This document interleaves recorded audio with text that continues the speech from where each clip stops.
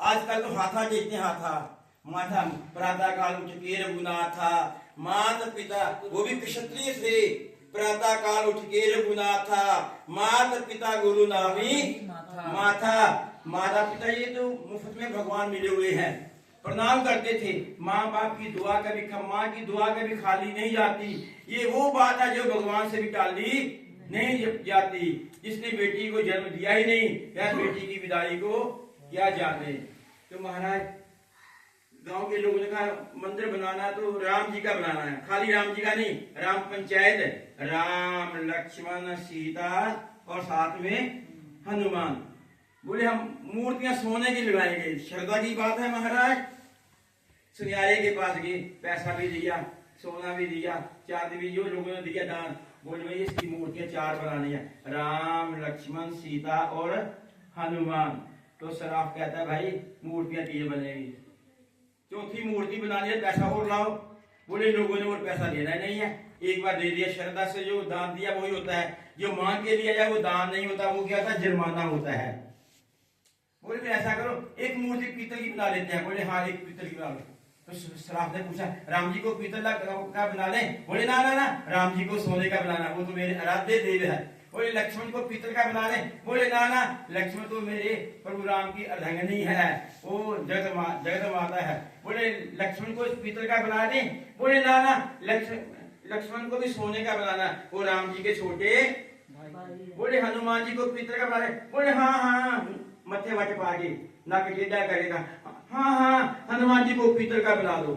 मारे पीतल का हनुमान जी को बना दिया, मूर्ति स्थापना कर दी, भंडारा हो गया, सत्संग हुआ, सब कुछ हुआ। रात को मंदिर को विश्राम दिया, सुबह मंदिर खोला तो विराजमान किए थे राम जी को सोने के, लक्ष्मण को सोने के, सीता को सोने की मूर्ति और हनुमान लाल जी को।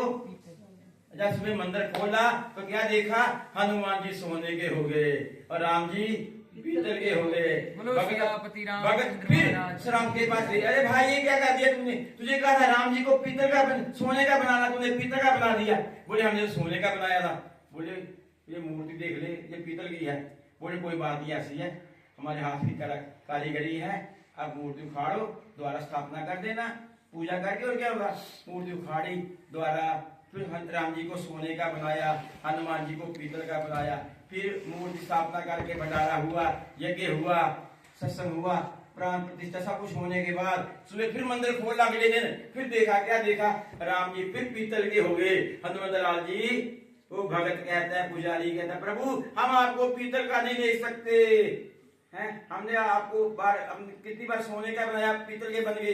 तो भगवान राम बोले, ओ भक्तों अगर आप मुझे पीतल का नहीं दे सकते तो मैं भी अपने प्रेमी को, सेवक को पीतल का नहीं दे सकता है। ये भगवान राम करते हैं, अपने भगत का मान बढ़ाते हैं। कहीं भी किसी की भी भक्ति, किसी का भी जीवन का इतिहास खोल के देखो, भक्तों के जीवन में हर समय खुशी खुशी रंग होता है। अभी हमारे दबीर जी से बात हो रही थी, ये दुनिया की दिवाली उसने होती है जिन्हें पौवा पी लिया, कहता है हमारी दिवाली है, या उसी जो होती साल बाद दिवाली आती है। संतों की सदा दिवाली होती है, सदा दिवाली, साध की तो 12 माह बसंत।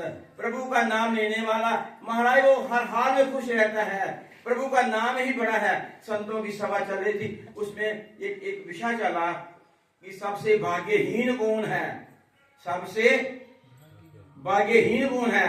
किसी ने कहा जिसके घर में पुत्र ना हो वो सबसे ज्यादा भाग्यहीन है। कहते बात तो ठीक है, पुत्र ना हो तो ये भाग्यहीन है, पर गृहस्थियों के लिए पुत्र तो जरूर होना चाहिए। दूसरा संत बोला नहीं, पुत्र हो अगर वो आज्ञाकारी ना हो उस जैसा कोई दुखी नहीं है। तो वो कहता है हमारा तो निर्णय है पुत्र ना हो। तो दूसरा संत बोला देखो भाई, पुत्र हो अगर पैसा ही ना हो है, उस जैसा कोई भाग्यहीन है ही नहीं है।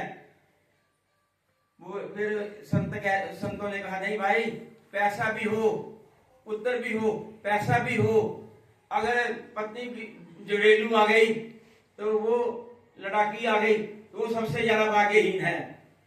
बोले नहीं, पत्नी भी सदाचारी आ जाए, अगर पुत्र ही नालायक निकल आए तो वो सबसे ज्यादा भाग्यहीन है। बोले उस सभा में वेद व्यास भी बैठे हुए थे। बोले ऋषि जी आप भी कुछ बोलिए।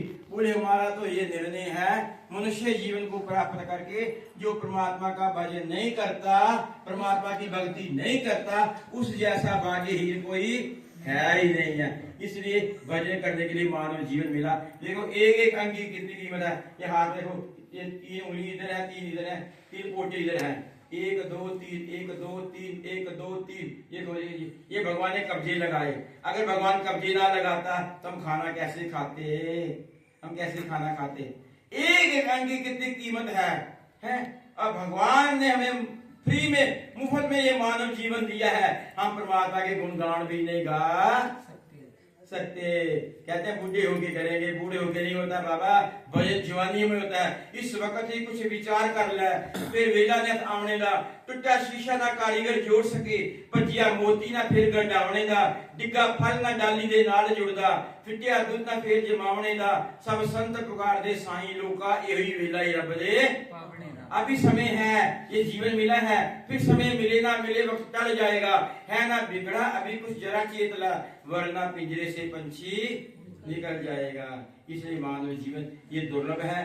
दुर्लभ हो मानुष दे नाम क्षण भंगुर, ये है दुर्लभ है, बड़ी मुद्दत के बाद मिला, फिर है भी एक क्षण भंगुर है। इसलिए वही समय अपना है जो भगवान की याद में बीतता है। तो मैं ये चाणक्य परिवार वालों ने, हमारे दलवीर जी ने, शमशेर सिंह जी ने और कुलवीर जी सिंह जी ने श्री रामचरितमानस शादी, बच्चे की शादी के उपलक्ष्य में श्री रामचरितमानस रामायण का खंडवाद रखा, संत बुलाए, भगवान के नाम की ज्योत जलाई। तो मैं परम पिता परमात्मा भगवान के आगे प्रार्थना करता हूँ, शादी सफल हो, अन्न में बरकत, दान में बरकत, इज्जत राजपत भगवान रखे, सबना जियाना इको ही दाता, सो मैं बिसरना नहीं, वो भगवान सबको देने वाले। बोलिए आनंद कंद भगवान की जय।